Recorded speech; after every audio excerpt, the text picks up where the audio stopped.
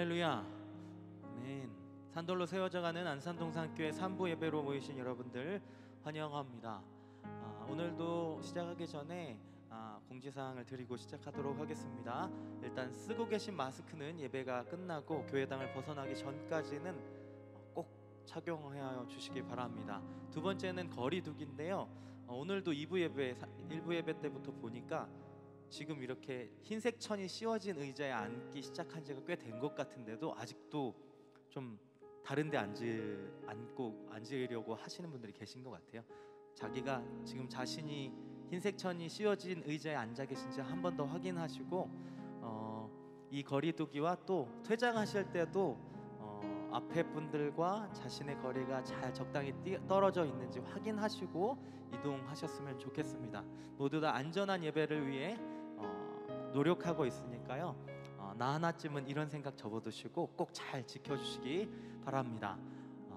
제가 오늘 6시에 이제 교회 왔거든요. 아침에 엄청 춥더라고요. 일교차 때문에 혹시 건강들이 많이 괜찮으신가 걱정이 되는 요즘 날씨인데요. 이런 날씨와 주님의 섭리를 보면서도 하나님께서 우리를 인도하고 계시구나, 주장하고 계시구나, 이런 깨달음이 있었습니다. 오늘 이 시간에 함께 이렇게 한번 인사해보고 시작했으면 좋겠는데요. 함께 이렇게 인사해볼까요? 하나님께서 우리를 인도하십니다. 한번 인사해볼까요? 주님 우리의 목자 되십니다. 한 번 더 인사해볼까요?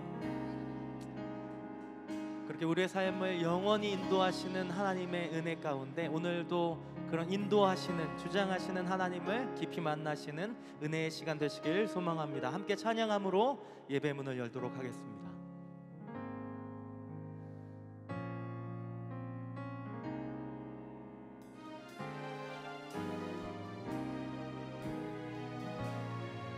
고백하시죠.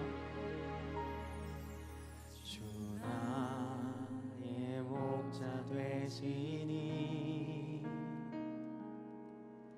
내게 부족함 전혀 없네.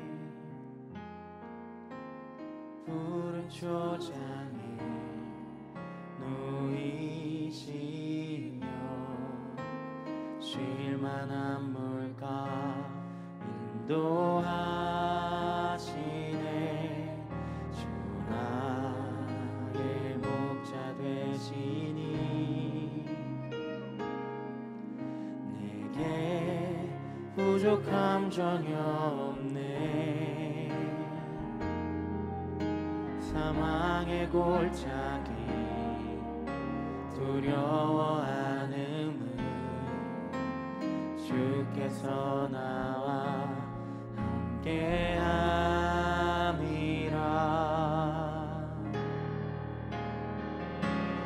내가 너와 함께, 주님 나와 함께, 주 우리와 함께 하시네. 내가 너와 함께, 주님 나와 함께, 주 우리와 함께 하시네. 우리 처음부터 다시 한번 고백하시죠. 주 나의 목자 되시니, 주 나의 목자 되시니 내게 부족함 없습니다. 내게 부족함 전혀 없네. 푸른 초장에 누이시며 쉴만한 물가 인도하. 주 나의 목자 되시니, 주 나의 목자 되시니 내게 부족함 없습니다. 내게 부족함 전혀 없네. 사망의 골짜기 두려워하는 주께서 나와 함께함이라. 내가 너와 함께, 내가 너와 함께, 주님 나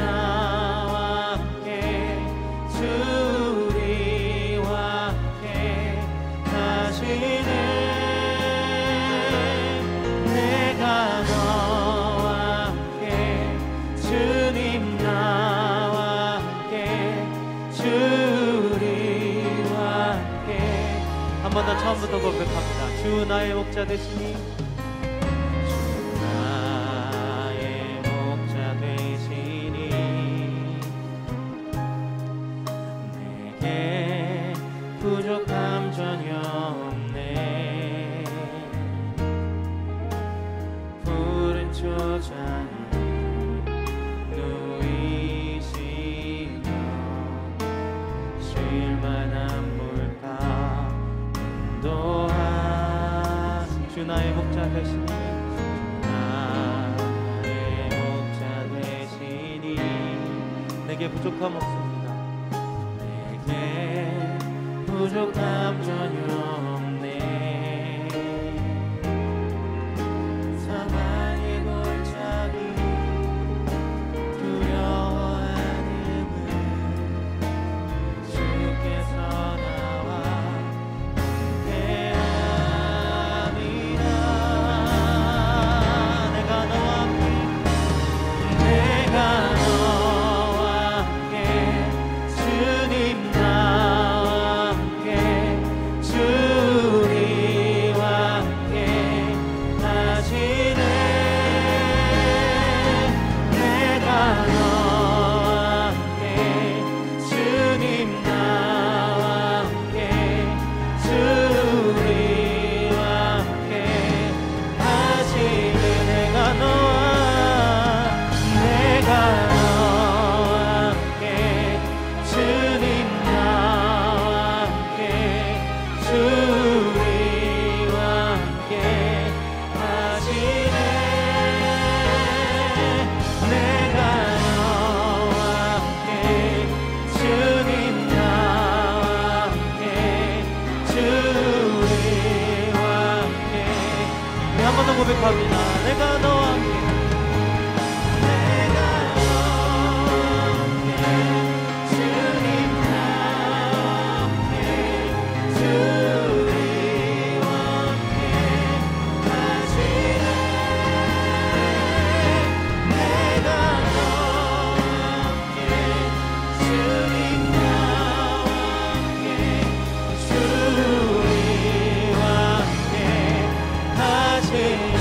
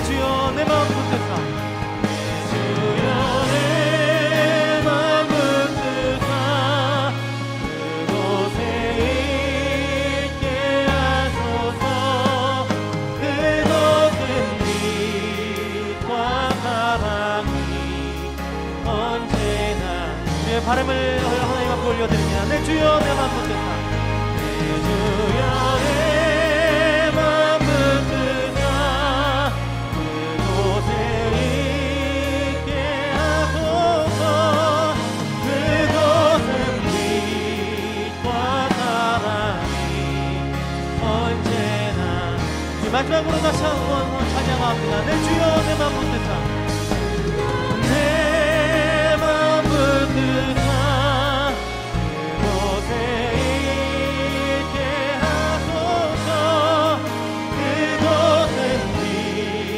빛과 사랑이 언제나 넘치옵니다.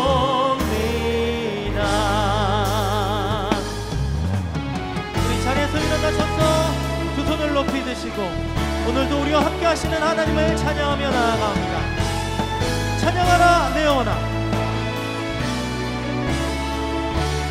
찬양하라 내 영혼아 찬양하라 내 영혼아 내 속에 있는 것들아 다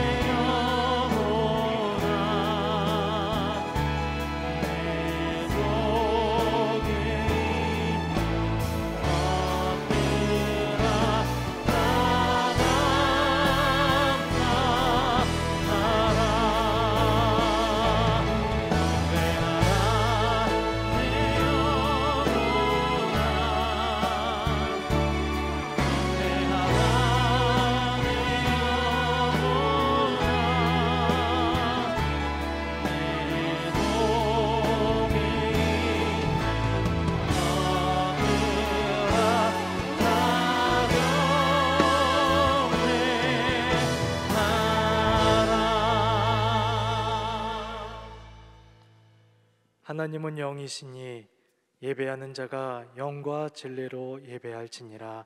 아멘. 다 함께 사도신경으로 우리의 신앙을 고백하겠습니다.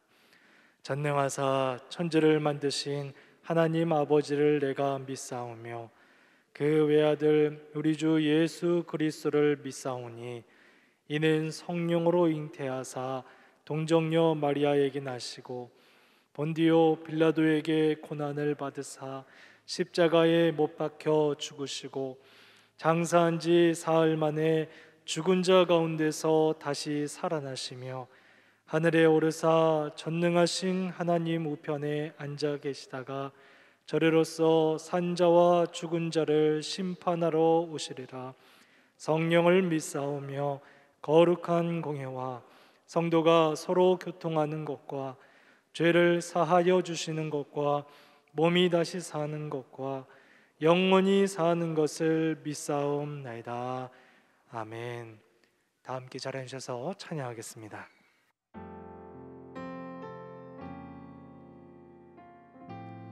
우리를 제사장의 삶으로 부르신 초대하신 하나님 함께 높이고 찬양합니다.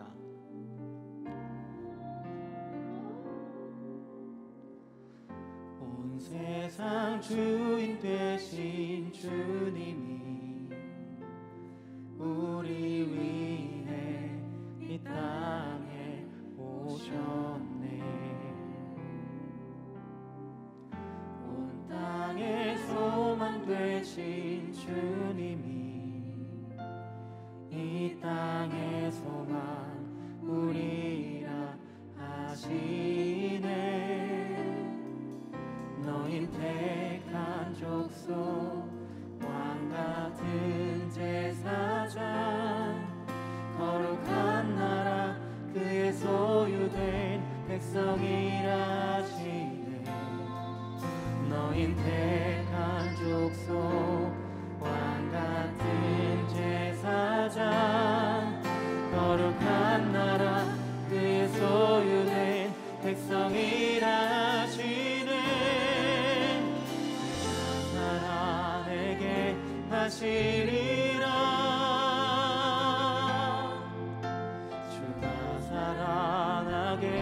하시리라.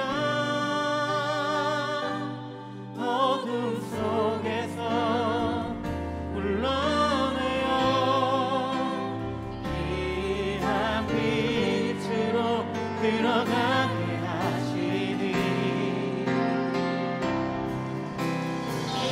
살아내게 하시리라. 주가 살아나게 하시리라. 그의 아름다운 것 선포하며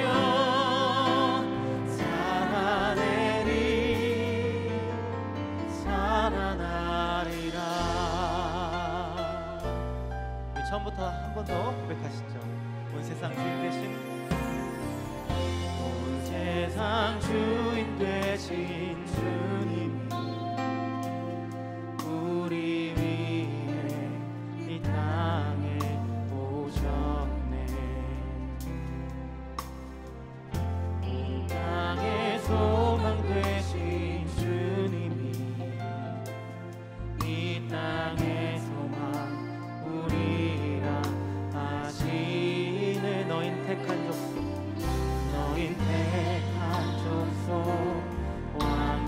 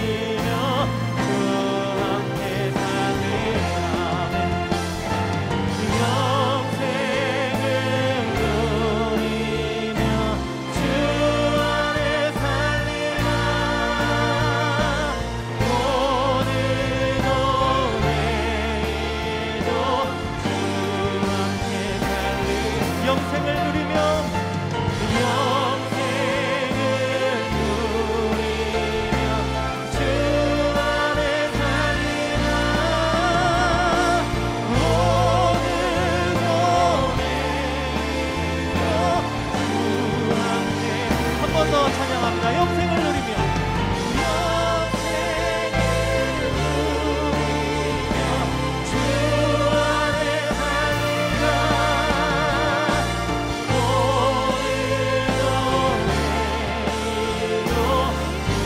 마지막으로 다시 한번 우리의 결단의 고백입니다. 영생을 누리며 주 안에 살리라.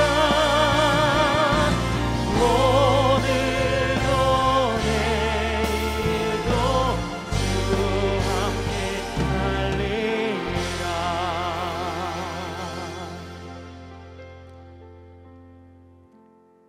믿음이 없이는 기쁘시게 못하나니 하나님께 나아가는 자는 반드시 그가 계신 것과 또한 그가 자기를 찾는 자들에게 상 주시는 이심을 믿어야 할지니라. 아멘. 거룩하시고 자비로우신 하나님 아버지, 만물이 소생하는 사흘의 봄날에 저희들을 하나님 아버지 앞에 불러 모아주신 것 감사를 드립니다. 코로나19로 전 세계가 혼란에 빠져 있습니다. 어떻게 해야 할지 갈 바를 모르고 근심 걱정하는 이 백성을 긍휼히 여기사 속히 코로나19가 떠나가게 하여 주시옵소서. 긍휼이 넘치는 자비의 하나님, 저희들이 육신적으로 살아온 한 주간을 돌이켜봅니다. 자기 중심적으로 생각하고 스스로 교만함과 어리석게 살았음을 이 시간 고백합니다. 부끄러운 죄인이지만 이 시간 주님 앞에 나와 회개하오니 용서하여 주시옵소서. 이제부터는 그리스도라는 이름만 갖고 살지 않게 하시고 믿음의 눈을 크게 뜨고 주님을 간절히 사모하며 하나님 앞에서 정직하게 살아가는 동산의 모든 성도들이 되게 하여 주시옵소서.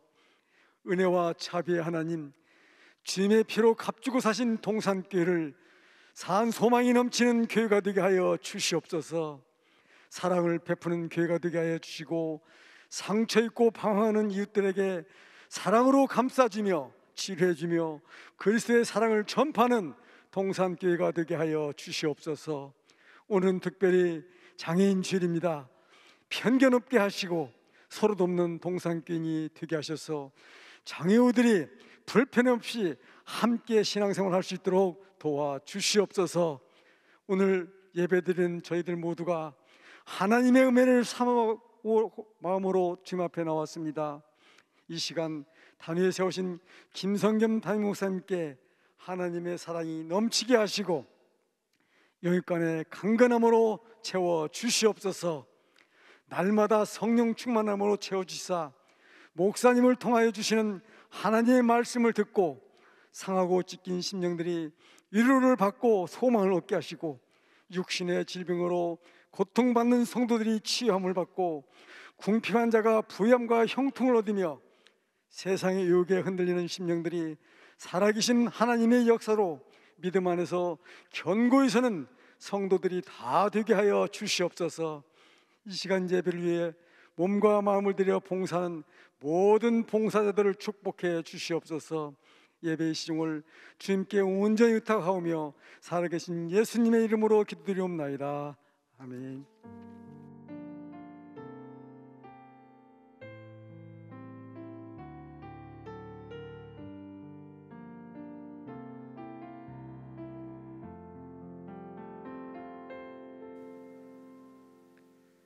오늘 우리에게 주시는 하나님 말씀은 출애굽기 19장 1절부터 6절까지의 말씀입니다. 출애굽기 19장 1절부터 6절까지의 말씀, 구약성경 110쪽에 있습니다. 자신 말씀을 한 절씩 교독하며 읽고 마지막 절은 한 목소리로 봉독하도록 하겠습니다. 이스라엘 자손이 애굽 땅을 떠난 지 3개월이 되던 날 그들이 시내 광야에 이르니라.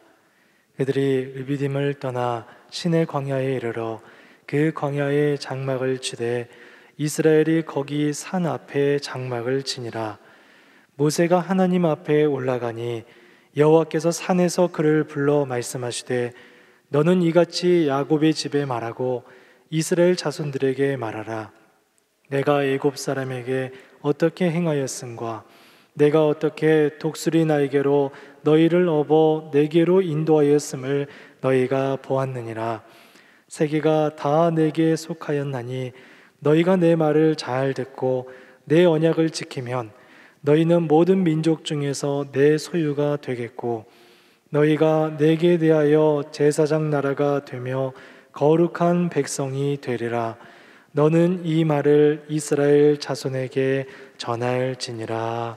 아멘. 이제 김성겸 담임 목사님께서 제사장 나라라는 제목으로 말씀 전해 주시겠습니다.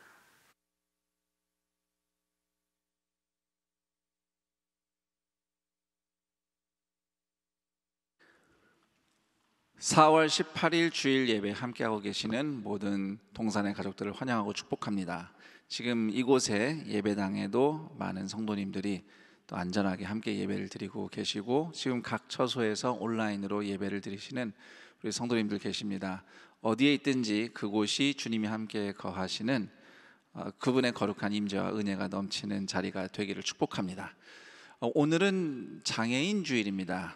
장애인 주일이고요. 평소처럼 오늘도 이 예배당에 우리 장애인 교우들이 함께 교제하는 사랑부 성도들이 예배를 드리고 있습니다. 장애인 주일을 맞이해서 우리가 우리 안에 연약한 교우와 함께하는 것, 돕는 마음 좋은데요. 좋은데 더 중요한 것은 장애인 성도와 비장애인 성도가 하나님 앞에서 함께할 때 우리가 비로소 온전해진다는 것을 기억해야 되겠습니다. 그래서 우리가 돕는다는 차원보다도 함께함으로 주님 앞에서 온전해짐을 기뻐해야 되겠죠. 그래서 그런 차원에서 우리가 온전할 수 있도록 함께하는 서로를 고마워하며 또 하나님께 예배 드리는 장애인 주일이 되기를 소망합니다. 우리가 지금 지난 몇 주간 이스라엘을 구원하신 하나님, 출애굽한 이스라엘 백성의 이야기를 성경을 따라 읽어가고 있습니다. 갈라진 홍해 사이 마른 땅을 건넌 이스라엘 백성이 본격적으로 하나님 나라 백성답게 다듬어지는 과정을 시작을 합니다. 15장, 출애굽기 15장을 보시면 이스라엘 백성이 광야 생활 시작하니까 물이 없잖아요. 물이 없어서 원망을 합니다. 모세에게 원망을 하는데, 하나님께서는 그런 불미스러운 상황도 이스라엘을 연단하시는 기회로 삼으십니다. 출애굽기 15장 25절, 거기서 여호와께서 그들을 위하여 법도와 율례를 정하시고 그들을 시험하실세. 법도와 율례, 이제 규칙과 법을 주시기 시작하셨죠. 그리고 시험하신다, 이 말은 훈련시킨다, 연단시킨다, 이런 의미의 단어를 이제 시험한다라고 우리말 성경에서는 번역을 한 겁니다. 그동안 이스라엘은 애굽에서 노예 생활을 했습니다. 노예는 별거 없습니다. 주인이 시키는 대로 하면서 먹고 살면 됩니다. 이스라엘 백성은 그런 노예의 삶밖에 몰랐어요. 그런데 이제는 자유인이 됐습니다. 자유인으로 사는 법을 배워야 돼요. 하나님의 말씀, 법도, 질서를 선택하는 자유인의 삶을 배워야 합니다. 그래서 그렇게 말씀대로 사는 법을 배우며 이스라엘 백성이 광야를 천천히 이동한 끝에 출애굽한 지 3개월 되는 때에 드디어 시내산 앞에, 시내 광야에 도착을 합니다. 시내산, 호렙산이라고도 부르죠. 하나님께서 모세를 처음 부르셨던 바로 그 산입니다. 이제 하나님께서는 이스라엘 백성과 시내산에서 언약을 맺으시고 이스라엘을 하나님의 나라로 출범시키려 하십니다. 고대 근동에서는 왕과 백성이 같이 언약을 맺으면서 한 나라로 세워졌다고 합니다. 그런 맥락에서 볼 때 하나님과 이스라엘 백성이 이제 언약식을 한다는 것은 하나님이 이스라엘의 왕이시라는 뜻입니다. 하나님이 이스라엘을 다스리시고 돌보시고 지키신다는 뜻이에요. 그리고 이스라엘 백성은 그 하나님을 주님으로 신실하게 따르는 하나님의 백성이 된다는 뜻입니다. 자, 그런데 이스라엘은 당시 사람들이 생각했던 그런 나라, 왕국이 되기 위해서 하나님과 언약을 맺은 것이 아닙니다. 애굽이나 이스라엘 백성들이 노예 생활했던 애굽 또는 가나안, 앞으로 들어갈 땅이죠. 이런 곳들에는 사람이 왕노릇하면서 돈과 힘으로 성공하는 왕국들이 많았습니다. 하지만 이스라엘은 그런 왕국이 되기 위해서 구원받은 게 아니에요. 제사장 나라가 되도록 하나님께서 구원하신 것입니다. 오늘 우리가 읽은 말씀 5절, 6절 제가 다시 읽겠습니다. 너희가 내 말을 잘 듣고 내 언약을 지키면 너희는 모든 민족 중에서 내 소유가 되겠고 너희가 내게 대하여 제사장 나라가 되며 거룩한 백성이 되리라. 제사장 나라, 이 제사장 나라는 구약 시대 이스라엘뿐만 아니라 신약 시대에 이르기까지 그 전체를 관통하는 하나님 나라를 이해하는데 아주 중요한 단어입니다. 이후 이스라엘 역사를 우리가 읽어보면 이스라엘에 왕이 없었던 시대도 있었고 나중에 왕정이 시작된 때도 있었습니다. 그러나 어떤 형편에서든지 이스라엘 백성은 제사장 나라라는 신분과 사명을 가장 중요하게 생각했어야 했어요. 이스라엘이 나중에 부강한 왕국이 됐다, 성장했다, 부흥했다, 물론 중요하고 복된 일입니다. 하나님이 그런 풍성함을 분명히 이스라엘 백성에게 약속하셨습니다. 그러나 아무리 힘있고 부유하다고 해도 이스라엘이 제사장 나라가 아니면 그것은 잘못된 겁니다. 그것은 하나님 앞에서 실패한 거예요. 그렇다면 제사장 나라가 어떤 나라인가 생각해 봐야 되겠습니다. 간단하게 우선 말씀드린다면 온 나라 백성이 하나님 앞에서 하나님의 제사장처럼 사는 나라입니다. 제사장이 어떤 사람인가요? 성경의 제사장이 맡은 직무를 이렇게 성경 구절을 모아보면 한 6가지, 대여섯 개로 설명할 수 있습니다만 제가 간략하게 말씀을 드리자면 제사장이라는 신분은 성막 안에 거룩하신 하나님 앞에까지 나아가서 예배하는 사람입니다. 그런데 나만 혼자 예배하면 되는 게 아니죠. 제사장은 다른 사람이 하나님 앞에 나와서 예배할 수 있도록 예배를 섬기는, 돕는 자입니다. 그러니까 하나님과 사람이 화목하도록, 또 하나님 앞에서 사람과 사람이 화목하도록 섬기는 직분이, 돕는 직분이 제사장입니다. 자, 그렇다면 제사장 나라라 함은 우선 왕이 아니라 제사장이 중심인 나라입니다. 우리말로 제사장 나라라고 번역됐는데 히브리어로 원어로 보면은 나라라는 말에는 사실 왕이 다스리는 왕국이라는 단어예요. 그렇지만 이스라엘은 왕이 다스리는 왕국이 아니에요. 왕이 중심이 아닙니다. 제사장이 중심인 나라인 겁니다. 하나님을 모신 나라이기 때문이죠. 그리고 제사장 나라는 공동체 모두가, 물론 레위 지파 사람들에서만 제사장이 나옵니다. 모두가 다 제사장은 아니에요.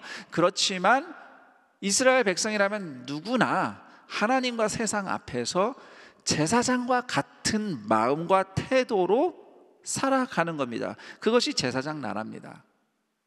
자, 이 제사장 나라를 더 잘 이해하기 위해서 레위기 10장 10절을 우리가 읽을 필요가 있습니다. 제가 읽어드리겠습니다. 너희가 거룩하고 속된 것을 분별하며 부정하고 정한 것을 분별하고.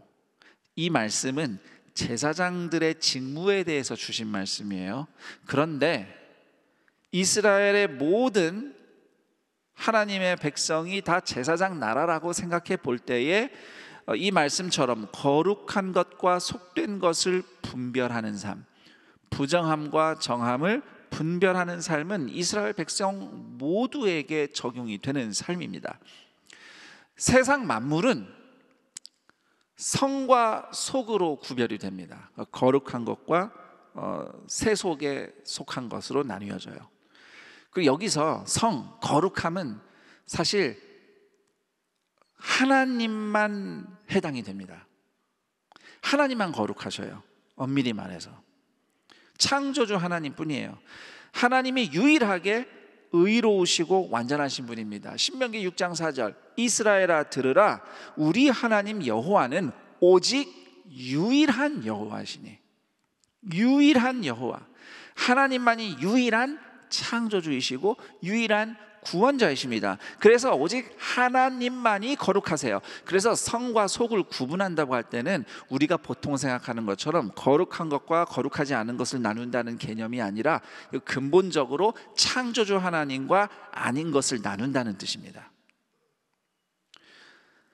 여기서 이제 조금 더 확장되면 하나님만 거룩하신데 그 하나님이 친히 나타나시는 장소 또는 건물 또는 하나님이 친히 사용하시는 물건 이런 것들도 이제 성의 거룩함에 소속이 됩니다. 그 대표적인 예가 구약시대 성전과 성막이 되겠죠. 그리고 그 안에 있는 성소 기구들. 다시 말씀드리지만 특정한 건물과 장소가 물건이 신성한 것이 아닙니다. 그것이 거룩한 것이 아니고 하나님이 직접 그 자리에서 나타나시고 일하셨기 때문에 그곳이 거룩함 그 안에 포함이 되는 겁니다. 정리해서 좀 말씀드리자면 세상을 성과 속으로 구분한다는 것은 저를 다 따라해 봅니다. 창조주 하나님과 피조물 세상으로 구분한다. 이런 뜻이 됩니다. 이것은요 성경적인 세상을 바라보는 관점, 소위 세계관의 기초예요. 세상은 창조주 하나님과 피조물로 구별이 됩니다. 그것을 성과 속을 구분한다고 말하는 겁니다. 자, 그럼 질문. 우리는 어디에 속할까요? 속에 속합니다. 우리는 새 속에 속해요. 나 예수 믿는데 맞아요. 그런데 지금 성과 속의 구분은 창조주냐 피조물이냐를 구분하는 중요한 기준이거든요. 그런 차원에서 우리는 일단은 기본적으로 새 속에 속하는 겁니다. 자, 그런데 이 새 속의 존재가 둘로 또 구분이 됩니다. 정결함과 부정함으로 구분이 돼요.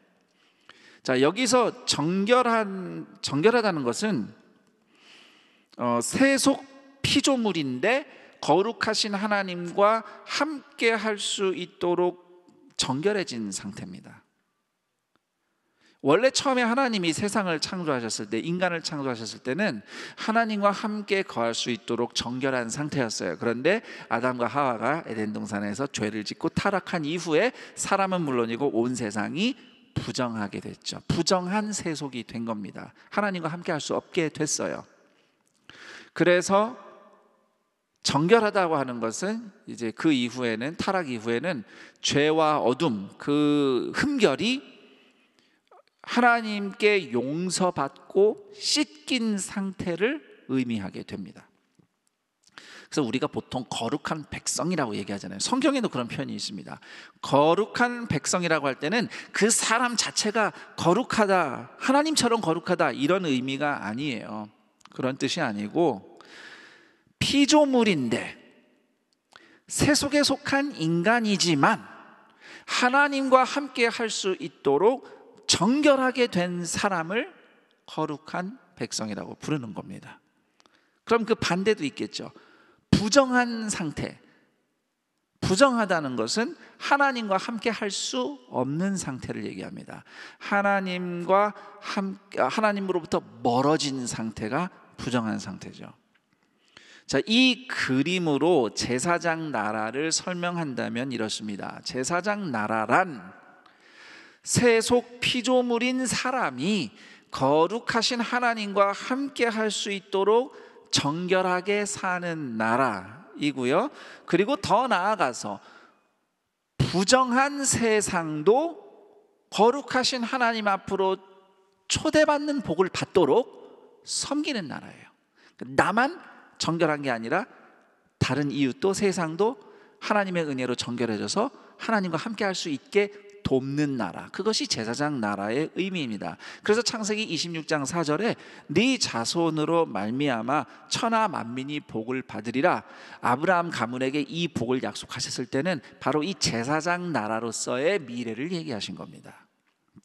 자, 이처럼 이스라엘이 거룩하신 하나님을 모시고 정결하게 살 수 있도록 하나님께서 도와주시기 위해서 주신 선물이 바로 율법입니다. 율법은 이스라엘 백성이 지속적으로 하나님 앞에서 정결하게 하는 죄 용서와 회복을 제공합니다. 그것이 바로 율법에 있는 제사법이에요. 제사와 예배를 통해 지속적으로 정결해지는 거예요. 그리고 더 나아가서 또한 정결하게 사는 법, 정결한 삶을 유지하는 생활 방식, 예를 들어서 뭐 음식법 또는 정결 예식법, 이런 것들을 율법이 제공하게 됩니다. 그런 법도를 하나님이 친히 돌판에 써서 주신 것이 바로 십계명이고 율법인 겁니다. 자, 그런데 구약시대 율법은 제사장 나라로 난생 처음 살아보는 이스라엘 백성들의 현실을 좀 많이 반영하고 있어요. 그게 무슨 뜻이냐면, 노예로 살다가 처음 해방돼서 이제 하나님 섬기기 때문에 죄와 또 우상숭배 유혹에 취약합니다. 연약해요. 오염되기 쉬워요. 그래서 그런 취약한 형편을 반영해서 그 당시 율법, 하나님이 주신 율법은 이스라엘 백성의 정결을 보호하고 지키는 쪽에 더 많이 치우쳐져 있어요. 정결하게 지키는 거, 보호하는 거, 방어하는 쪽에 율법이 많이 힘을, 시간, 에너지를 할애합니다.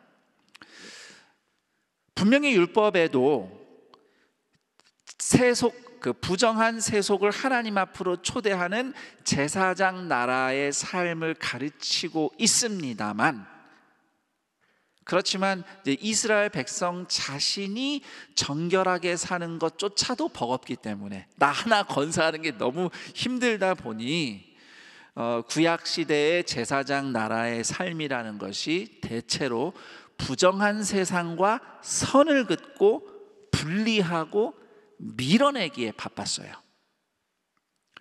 근데 그러다가 실패하니까 죄와 우상숭배에 빠져서 타락하거나, 또는 반대로 열심히 밀어내다 보니 세상을 향한 제사장 나라의 사명을 망각합니다.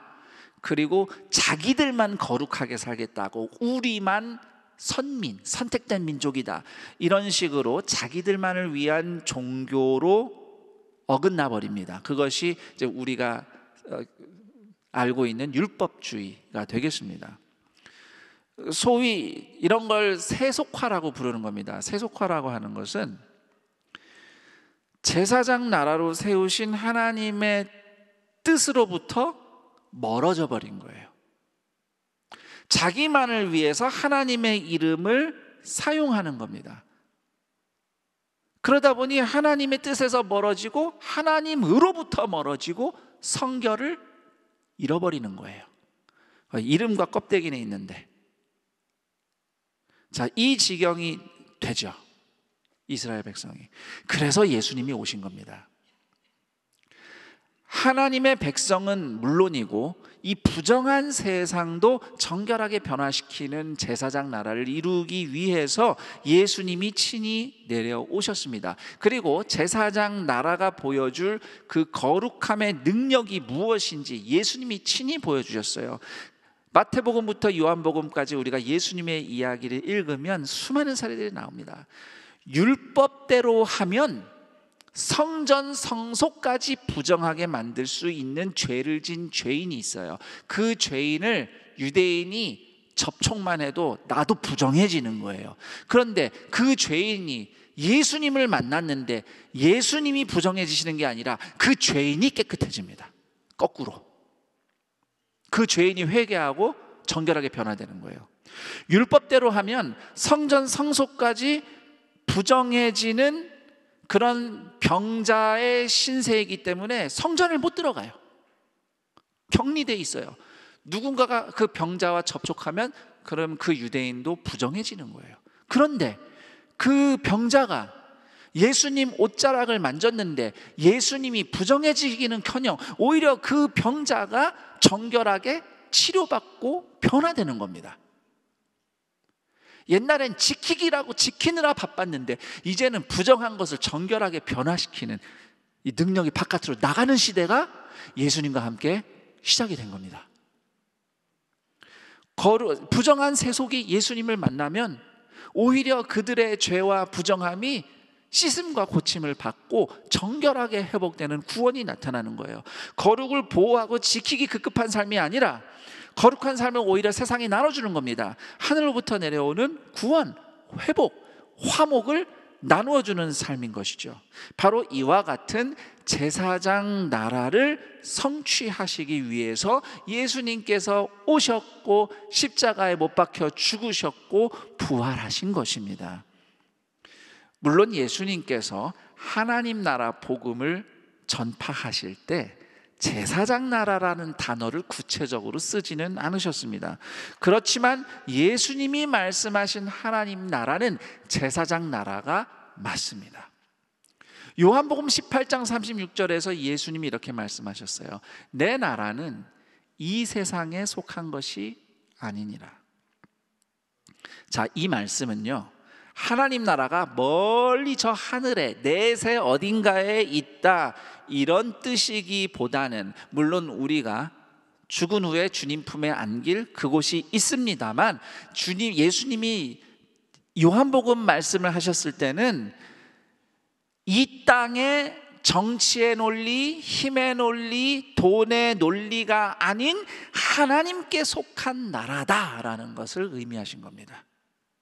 예수님 시절의 유대인들, 특히 예수님의 제자들은 그 당시 악한 왕, 그러니까 로마 황제 또는 헤롯 왕, 이런 사람들 몰아내고 정의로운 정권이 들어서면 하나님 나라가 이루어질 것이라고 믿었어요. 그리고 예수님이 그런 일을 하실 구원자라고 기대하며 제자들이 그렇게 예수님을 따라다녔습니다. 그러나 하나님의 나라는 예수님이 인간 왕위에 올라 통치하시면서 이루어진 게 아니었어요.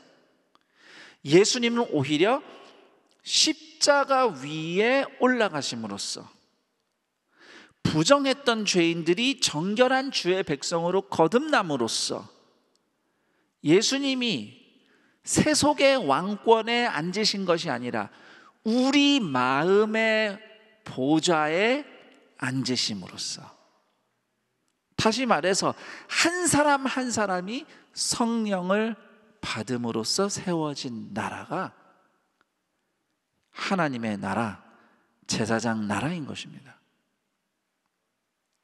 예수님처럼 부정한 세속을 정결하게 변화시켜서 하나님 앞으로 인도하는 제사장 성도들을 통해서 이루어지는 나라, 그것이 하나님 나라입니다. 베드로전서 2장 9절, 너희는 택하신 족속이요 왕같은 제사장들이요 거룩한 나라요 그의 소유가 된 백성이니 이는 너희를 어두운 데서 불러내어 그의 기이한 빛에 들어가게 하신 이의 아름다운 덕을 선포하게 하려 하심이라. 여러분, 주님이 가르쳐 주신 기도, 주기도문 기억나시죠? 그 앞부분 어떻게 시작하죠? 하늘에 계신 우리 아버지여 이름이 거룩히 여김을 받으시오며, 그 다음에 나라가 임하시오며. 자, 나라가 임하시오며 라고 기도할 때 우리는 어디 저 위에 있는 천국만 생각하고 그 기도를 하는 것이 아닙니다. 오늘 우리가 있는 이곳에 임하시는 주님의 나라, 즉 제사장 나라를 두고 기도하는 거예요. 그래서 우리가 주님이 가르쳐주신 기도를 할 때, 나라가 임하시오며 라고 기도할 때는 이런 의미의 기도인 겁니다. 주님, 내가 제사장 나라입니다. 내가 있는 곳에서 제사장 나라 이루어지게 하옵소서. 내가 있는 곳에 주님이 함께 계시는 거룩한 성소입니다. 이 고백을 하는 겁니다. 비록 지금 부정한 세상 가운데서 살아가고 있지만 예수님의 십자가 사랑에 힘입어서 성령님의 지혜에 인도함 받아서 주님의 사랑의 말씀 따라서 한 걸음씩 순종하며 살아가면 거기가 부정한 세속의 자리가 정결하게 바뀔 것입니다. 내가 제사장 나라입니다 라고 고백하는 기도가 나라가 임하시오며인 것입니다. 이처럼 예수님을 통해서 우리 가운데 제사장 나라를 이루어 가시는 하나님의 뜻에 대해서 오늘 우리가 읽은 말씀 출애굽기 19장 5절 6절 말씀 중심으로 세 가지 말씀드리고자 합니다. 우선 첫 번째, 저를 따라해 봅니다. 우리는 하나님의 소유. 여기서 5절 보시면 내 소유다, 하나님이 그렇게 말씀하시는데요, 이 소유라는 단어를 히브리어로 보면 세굴라라는 단어입니다. 그런데 세굴라라는 단어는 보물 같은 소유라는 뜻입니다. 보물 같은 소유. 자, 옆 사람에게 이렇게 인사해 봅시다.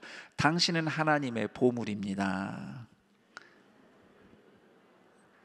근데 어떻게 보물을 쳐다보는 표정인가요? 옆에 분이? 네, 표정도 보물 보듯이 해야 될 텐데, 네, 보물을 쳐다보는 눈빛은 어떤 거죠? 네. 여러분 하나님의 보물이에요. 왜 여러분이 하나님의 보물일까요? 뭐 능력이 있어서요? 내가 열심히 잘 살았으니까? 내가 신앙생활 열심히 많이 해서? 내가 직분도 있고 봉사 많이 했으니까?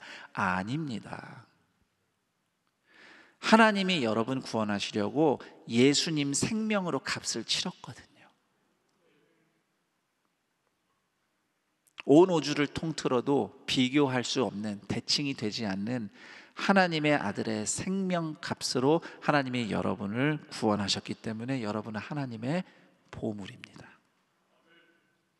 자, 그리고 두 번째로 저를 따라해 봅니다. 우리는 하나님의 거룩한 백성입니다.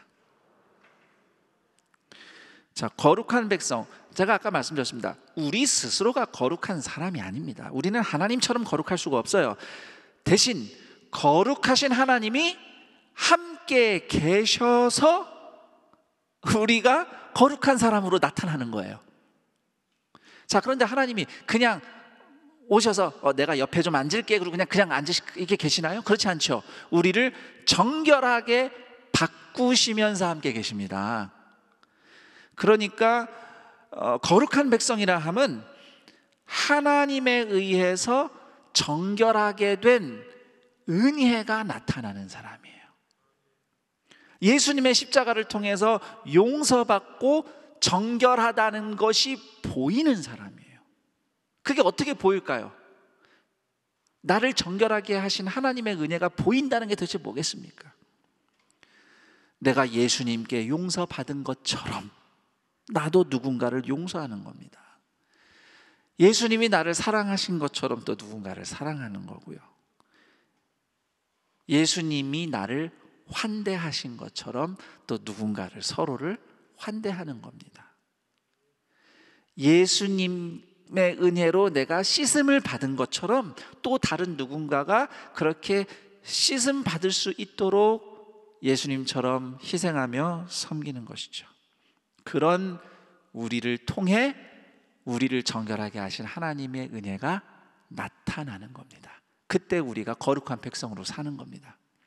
그런데 이 내용은 사실 이미 하나님께서 율법을 주실 때 같이 가르쳐 주셨어요. 그 율법을 예수님께서 두 마디로 요약을 하셨죠. 하나님 사랑, 이웃 사랑. 거룩하신 하나님과 함께 걸어가는 이 정결한 삶이 하나님을 사랑하는 것이라면, 하나님이 베푸신 은혜를 가난한 자, 불행한 자 또는 나그네와 이방인에게, 심지어 원수에게 나누는 것이 이웃사랑입니다. 레위기 19장 18절에 이런 말씀이 있죠. 원수를 갚지 말고 동포를 원망하지 말며 네 이웃을 사랑하기를 네 자신과 같이 사랑하라. 나는 여호와이니라. 이 말씀에서 중요한 건요, 나는 여호와이니라 라는 말씀이에요. 이렇게 살 때 내가 여호와라는 것이 드러날 것이다 라고 하나님 말씀하시는 겁니다. 원수를 갚지 말고, 동포를 원망하지 말고, 이웃을 사랑하는 사람들을 통해서 하나님이 여호와이심이 드러난다는 것입니다. 이것이 거룩한 백성 제사장 나라죠. 세상이 그와 같은 성도들을 만날 때 비로소 부정한 세속 가운데서 살아가는 이웃들이 사랑과 위로를, 소망을 발견하게 되는 것입니다. 그리고 그런 여러분을 통해서 하나님께 초대받는 은혜를, 기회를 누리게 될 것입니다. 이처럼 우리를 정결한 사람 만드시려고 십자가에서 죽으신 예수님이 보이는 사람들, 거룩한 백성, 동산의 가족들이 되기를 축복합니다. 자, 세 번째로 저를 따라해 봅니다. 우리는 공동체와 말씀을 통해 하나님의 보물, 정결한 제사장으로 성장한다. 성장하는 게 중요합니다. 보물이 되고 정결한 제사장이 된 걸로 끝난 게 아니라 계속 성장하는 겁니다. 공동체를 생각해 보죠. 우리가 서로 다 다릅니다. 오늘 장애인 주의를 기준으로 본다면 우리는 장애인과 비장애인으로 서로 다른 차이를 보게 되죠. 근데 그 외에도 우리는 서로 다양한 점들이 많이 있는 사람들이에요. 연약함도 다양해요. 그런데 우리 모두가 예수님을 통해 하나님의 보물이 된 사람들이에요.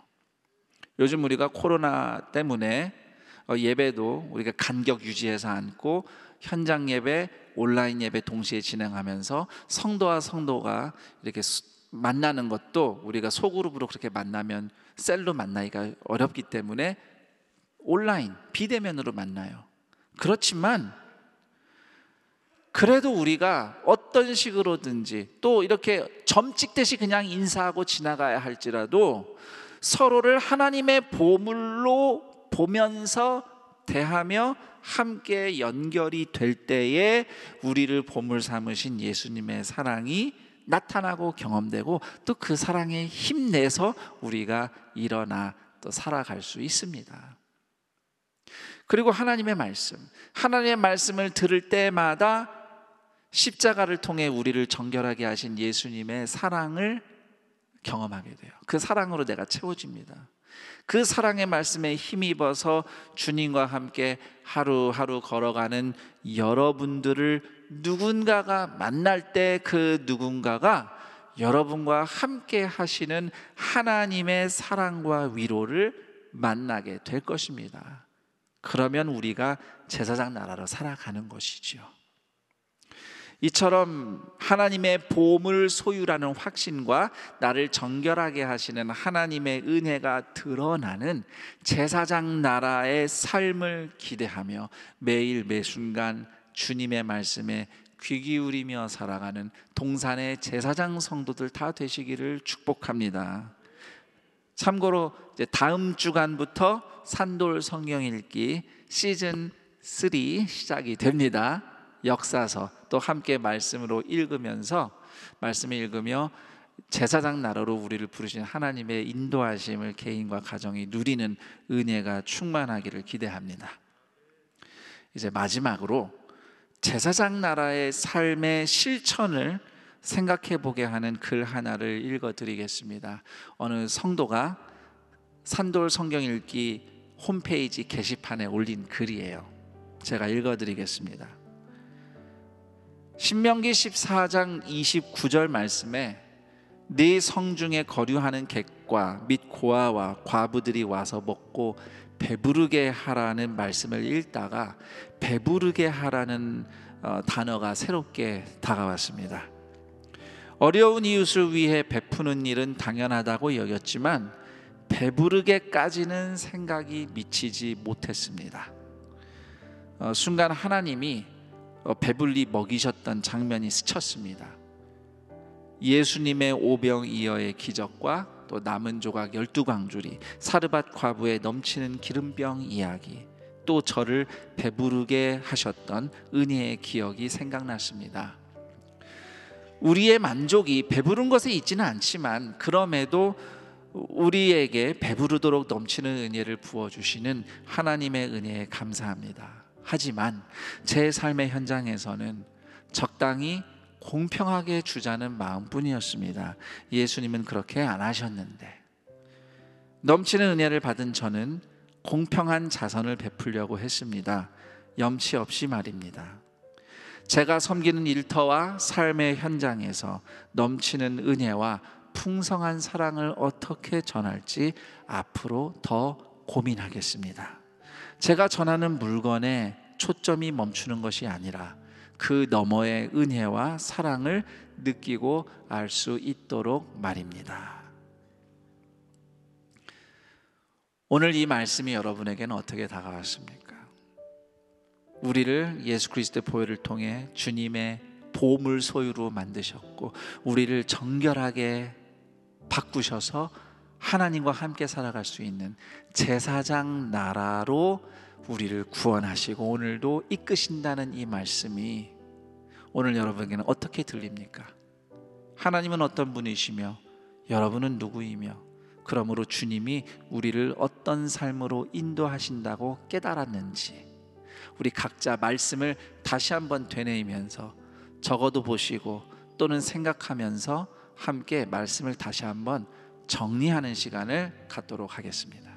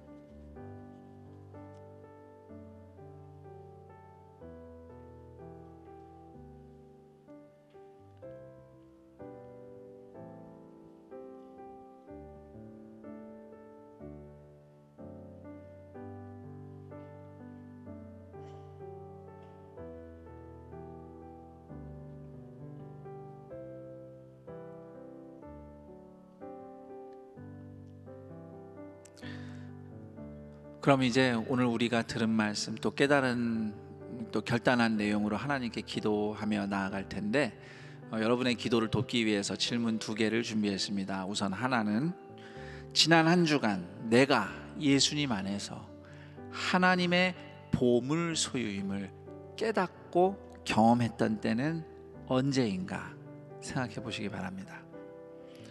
그런 은혜가 있었기 때문에 지난 한 주간 이런저런 일이 있었지만 여러분이 오늘 여기까지 살아내셨습니다.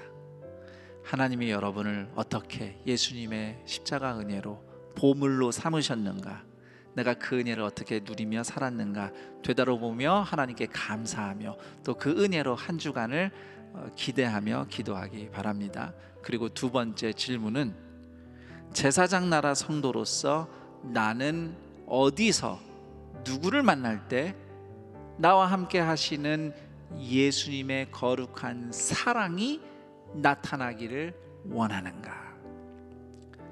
이 질문 앞에서 특정한 사람이 또는 내가 지금 씨름하고 있는 어떤 삶의 현장이 생각나신다면 또 그 부분을 위해서 기도하시기 바랍니다. 그곳에서 내가 주님 사랑과 임재가 나타나는 제사장다운 삶을 살도록 주님 나를 가르쳐 주옵소서, 알려 주옵소서, 순종할 힘을 주옵소서. 그렇게 기도하며 나아가겠습니다. 우리 다 함께 하나님 앞에 오늘 받은 말씀으로 기도하며 나아가겠습니다. 하나님 아버지 감사합니다. 우리가 죄인이고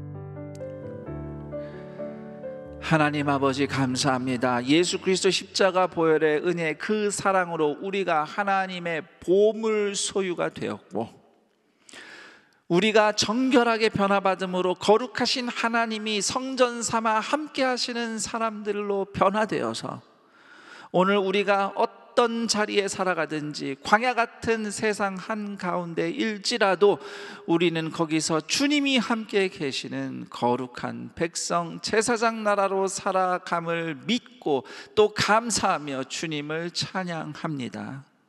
오늘 우리가 어떠한 삶의 현실을 찾아 살아가고 있든지 우리를 보물 삼으신 예수님의 사랑의 음성과 그 말씀과 성령의 지혜로 늘 인도 안 받게 하시고 그곳에서 나 혼자 또는 우리만 잘 살아가는 그런 사람들이 아니라 우리를 통해 하나님의 은혜와 사랑이 정결함이 부정한 세상이 정결하게 변화되는 그 주님의 은혜가 흘러가고 나누어지는 제사장과 같은 인생 살아가게 하옵소서.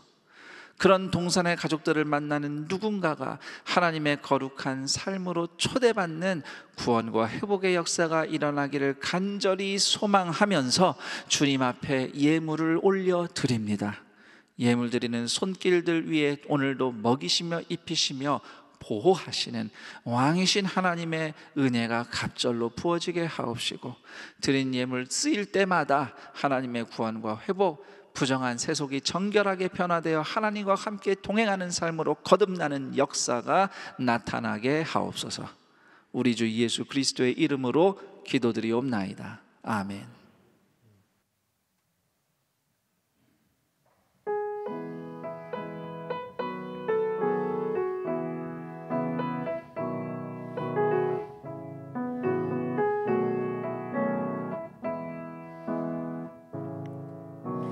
그 선한 힘에 고요히 감싸여 그 놀라운 평화를 누리며 나 그대들과 함께 걸어가네. 나 그대들과 한 해를 여네. 지나간 허물 어둠의 날들이 무겁게 내 영혼 짓눌러도 오 주여 우릴 외면치 마시고 약속의 구원을 이루소서. 그 선한 힘이 우릴 감싸시니 믿음으로 일어나릴 기대하네. 주 언제나 우리와 함께 계셔. 하루 또 하루가 늘 새로워. 주께서 밝히신 작은 촛불이 어둠을 헤치고 타오르네. 그 빛에 우리 모두 하나 되어 온 우리에 비추게 하소서. 이 고요함이 깊이 번져갈 때 저 가슴 벅찬 노래 들리네. 다시 하나가 되게 이끄소서. 당신의 빛이 빛나는 이 밤 그 선한 힘이 우릴 감싸시니 믿음으로 일어나릴 기대하네. 주 언제나 우리와 함께 계셔. 하루 또 하루가 늘 새로워. 그 선한 힘이 우릴 감싸시니 믿음으로 일어나릴 기대하네. 주 언제나 우리와 함께 계셔. 하루 또 하루가 늘 새로워. 주 언제나 우리와 함께 계셔. 하루 또 하루가 늘 새로워.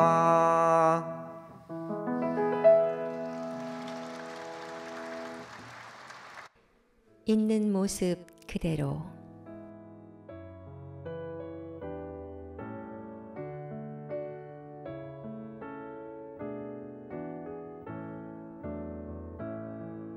너와 내가 다르듯이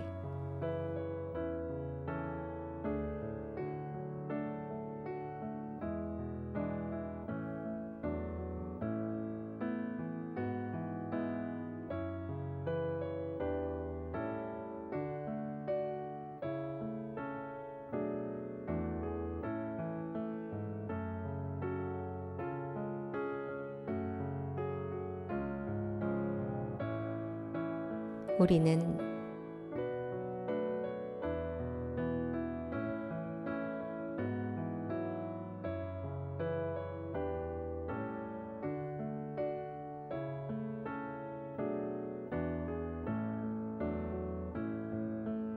저마다의 안경으로 세상을 봅니다.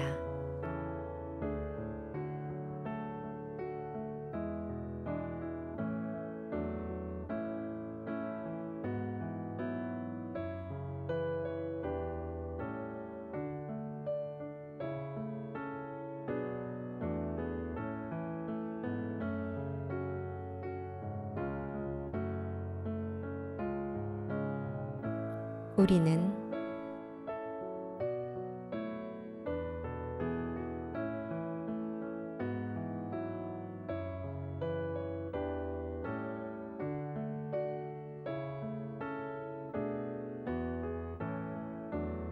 모두 다른 모습이지만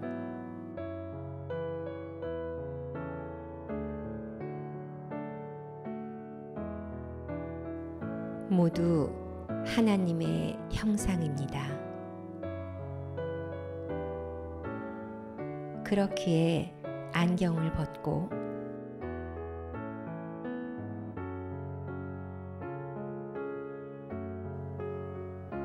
있는 모습 그대로 바라볼 날이 오기를 소망합니다.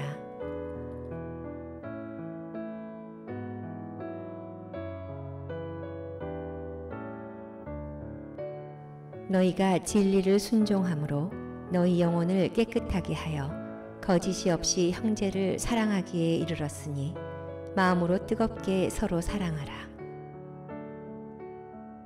있는 모습 그대로 서로 사랑하는 동산교회와 사랑부가 되길 기도합니다.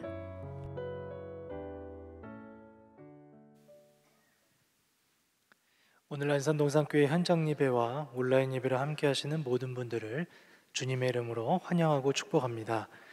온라인 예배를 함께 하시면서 등록하기를 원하시는 분들께서는 아래 안내되는 교회 번호로 전화 주시면 등록에 대해 안내해 드리도록 하겠습니다. 교회 소식 알려드립니다. 교회 소식은 주보와 교회 홈페이지를 참고해 주시기 바랍니다.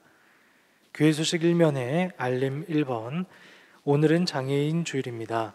소외된 사람들을 더욱 사랑하셨던 주님의 뜻을 생각하며 장애인들과 가족들에게 사랑을 나누는 귀한 시간 되시기를 바랍니다. 알림 2번, 산돌 성경 읽기 복습하기 안내입니다. 모세오경 읽기를 마치고 4월 4일부터 4월 25일 주일까지 역사서가 시작되는 3주간의 시간 동안 미처 읽지 못했거나 읽은 것을 다시 복습하는 시간을 가지고자 합니다. 이를 위해 성경별로 말씀 기자비를 재구성하여 성도님들에게 제공합니다. 이 3주 동안 지난 산돌 성경 읽기의 은혜를 다시 누리시기를 바랍니다. 알림 3번, 나이성 목사 위임식이 4월 24일 토요일 오전 11시에 복음의 빛 동산교회에서 있습니다. 유튜브 라이브로도 중계되겠습니다. 오른쪽 박스 큰순 맑은 샘 5호로가 발행되었습니다. 판매처는 주보와 교회 홈페이지를 참고해 주시기 바랍니다. 교회 소식 2면의 하단 박스, 비전 프로젝트 4단계 디자인팀 모집 안내입니다. 비전 프로젝트 4단계 디자인팀을 모집합니다. 비전 프로젝트는 하나님께서는 급변하는 세상 속에서 동산교회가 어떤 방향으로 나아가기를 원하시는가라는 질문을 가지고 지난 2년간 교회와 사회가 당면한 5가지 도전 과제를 주제로 많은 대화와 여러 실험을 진행해 왔습니다. 비전 프로젝트의 마지막 단계인 4단계에서 평신도 성도님들을 디자인팀으로 초대합니다. 디자인팀은 그동안 비전 프로젝트를 통해 경험하고 새롭게 배운 점들을 정리한 보고서를 토대로 풍부한 상상력과 창의력을 발휘해 동산교회 앞으로의 사역을 디자인해 보는 팀입니다. 디자인팀은 5월 한 달간 약 5번 정도의 모임을 진행하게 됩니다.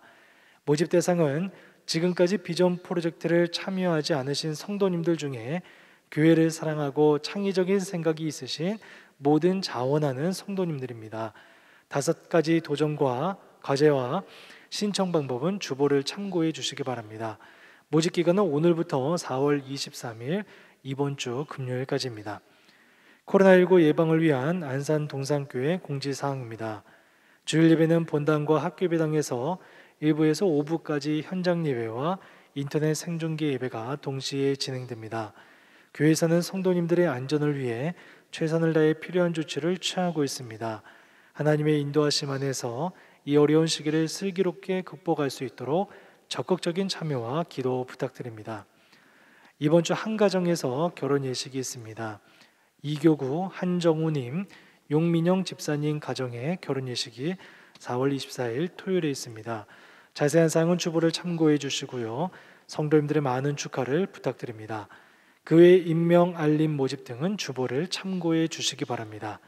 다 같이 자리에 일어나셔서 여기에 모인 우리를 찬양하신 뒤 김성겸 담임 목사님께서 축도해 주시겠습니다.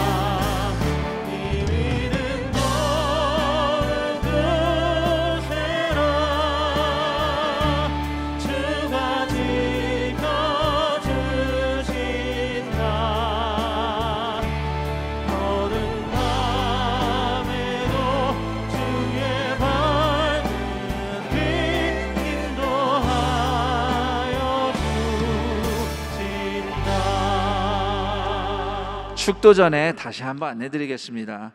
지난 2년간 비전 프로젝트 1단계에서 3단계까지 진행되었는데 그동안 참여해 주신 우리 모든 성도님들께 감사드리고요. 우리가 그동안 1, 2, 3단계의 이야기를 바탕으로 더 다양한 성도들의 목소리를 들으면서 사역을 디자인하기 위해서 디자인팀을 모집하는 것입니다. 모든 성도의 이야기를 듣고 싶지만 형편상 현실적 한계가 있기 때문에 150명만 모집을 하는데요.